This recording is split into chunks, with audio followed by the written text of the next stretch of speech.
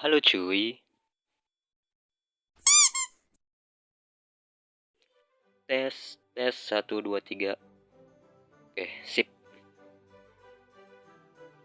Oke, seperti yang tertera di judul ya. Kalau kita ngobrolin masalah improve ya, sebenarnya menurut saya itu ada beberapa faktor yang bisa menyebabkan kita itu gak improve dari segi kualitas gambar ya. Dan kita di sini bakal bahas soal itu, yaitu ya beberapa faktor yang bikin kita itu susah improve. Oh ya, sebelumnya ini disclaimer dulu. Beberapa faktor yang saya masukin di sini itu berdasarkan pengalaman pribadi ya. Jadi bukan dari ngambil materi-materi dari YouTuber lain atau apa. Ini tuh dari pengalaman pribadi.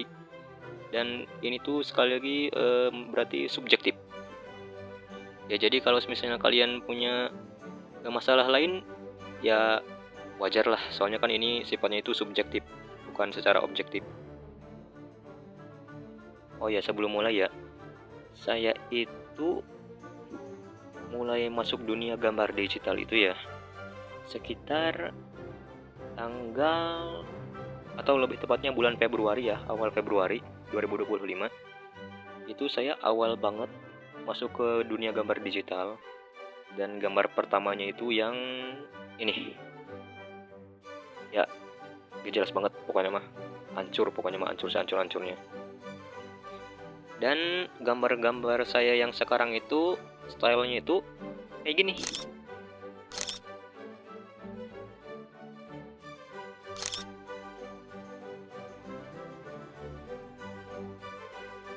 Nah, jadi gimana sih proses saya itu bisa sampai sini?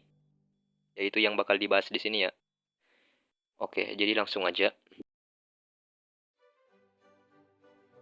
Yang pertama, alasan kenapa kita susah improve dari segi kualitas gambar, yaitu kurang memanfaatkan fitur yang tersedia. Maksudnya gimana? Gini, anggaplah ada satu gambar yang mukanya itu meleot.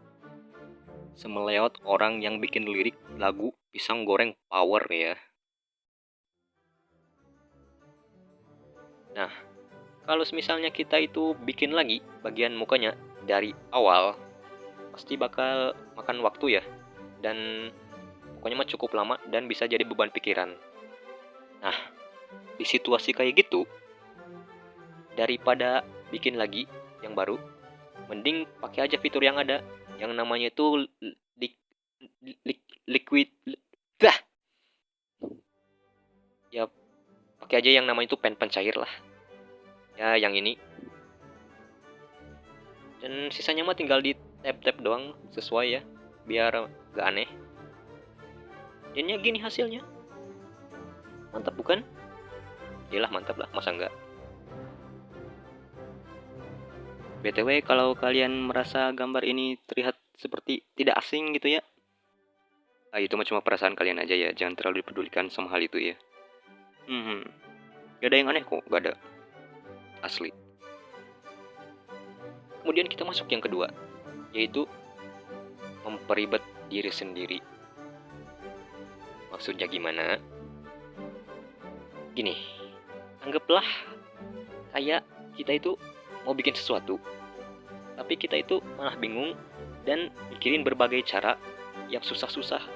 Padahal cara buat bikin hal itu tuh bisa pakai cara yang gampang banget. Cuma kita itu terlalu jauh mikirnya. Makanya malah jadi memperibet diri sendiri. Contoh, pas bikin shading. Jadi, kalau misalnya kita tuh bikin shading, kita itu jangan terpaku sama hal-hal yang kecil-kecilnya dulu. Jadi shadingnya itu jangan dari kecilnya dulu, tapi dari gedenya dulu. Baru abis itu fokus ke bagian kecil-kecilnya. Kenapa? Karena kalau misalnya kita itu dari awal terlalu fokus ke bagian yang kecil-kecilnya, yaitu bakal makan banyak waktu. Habis itu, bagian kecil-kecilnya itu kan otomatis ya kecil ya, jadi kurang kentara gitu dari gambarnya. Jadi kurang menonjol. Makanya kalau misalnya dimulainya itu dari kecilnya dulu, pas bagian shadingnya itu kurang efektif banget sih ya menurut saya mah. Soalnya dulu saya pernah ngalamin dan waduh lah pokoknya mah. Kemudian kita lanjut yang ketiga, yaitu terlalu memaksakan untuk menggambar. Maksudnya gimana? Ini tuh anggaplah kayak kalian itu lagi ada masalah. Entah mood kalian itu lagi buruk atau apapun itu. Tapi kalian kayak maksain diri buat nggambar. Nah, menurut saya itu salah ya. Soalnya dulu saya juga pernah kayak gitu. Lagi ada masalah tapi maksain buat gambar dan hasilnya saya ngalamin art block. Asli. Saya ngalamin art block gara-gara itu. Dan untungnya setelah saya istirahat sekitar 1 hari ya, saya itu udah agak lebih tenang. Dan pas saya nyoba gambar lagi ternyata lancar-lancar aja loh. Jadi yang namanya mood itu emang mempengaruhi banget ya sama kualitas gambar kita. Jadi bagusnya itu kalau menggambar itu moodnya itu ya harus stabil ya, tenang atau senang gitu. Jadi jangan pas lagi ada masalah soalnya itu ganggu banget. Kemudian kita lanjut ke yang terakhir, yaitu kurangnya konsultasi kepada sepuh. Nah, ini mah sangat tidak boleh dilakukan ya. Kalau misalnya kita tuh emang niat ya, pengen ningkatin kualitas gambar kita, ya berarti kita itu juga harus minta saran kepada sepuh-sepuhnya. Jangan malah nganggap diri sendiri itu adalah sepuh, padahal mah gambar juga baru mulai 3 hari, 4 hari. Aduh, itu masalah banget ya. Jadi jangan sampai kayak gitu. Jadi kita itu harus meminta saran kepada sepuh biar kita itu dapat feedbacknya. Dapat feedback biar kita itu tahu, oh ini tuh salah, oh ini tuh harus ditingkatin lagi. Jadi biar kita itu bisa lebih ningkatin lagi kualitasnya. Terus, apakah saya pernah mengalaminya? Dan ya, tentu pernah mengalami. Lebih tepatnya saya itu ngalaminya itu pada gambar digital pertama sama kedua.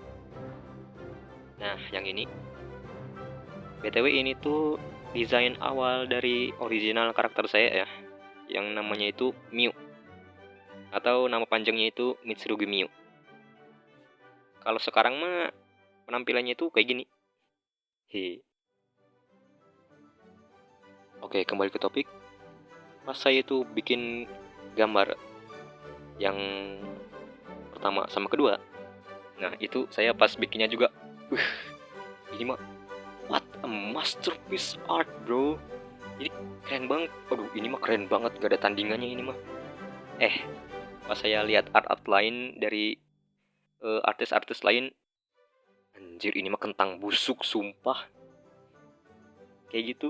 Dan akhirnya setelah kejadian itu ya, saya itu ya mulai meminta saran lah kepada sepuh-sepuh di grup-grup gambar kayak di Facebook atau di WA tuh ada.